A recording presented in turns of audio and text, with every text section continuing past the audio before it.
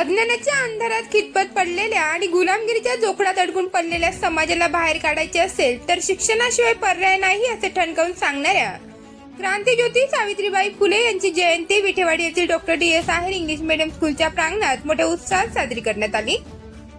कार्यक्रमाच्या अध्यक्षस्थानी शाळेचे प्राचार्य BK पाटील होते, तर प्राचार्य पाटील सर, पर्यवेक्षक मनोज शेवाळे, शुभांगी सावंत आणि समन्वयक उमेश देवरे यांच्या हस्ते सावित्रीबाई फुले यांच्या प्रतिमेचे पूजन करण्यात आले।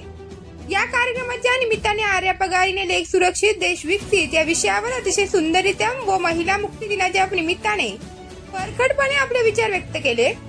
स्त्रियांसाठी साक्षरतेची वाट प्रकाशमान करणाऱ्या क्रांतीज्योती सावित्रीबाई फुले यांच्यामुळेच आज प्रत्येक स्त्री पुरुषाच्या खांद्याला खांदा लावून वाटचाल करते, हे आपल्याला विसरता येणार नाही असे मत शाळेचे प्राचार्य BK पाटील यांनी व्यक्त केले।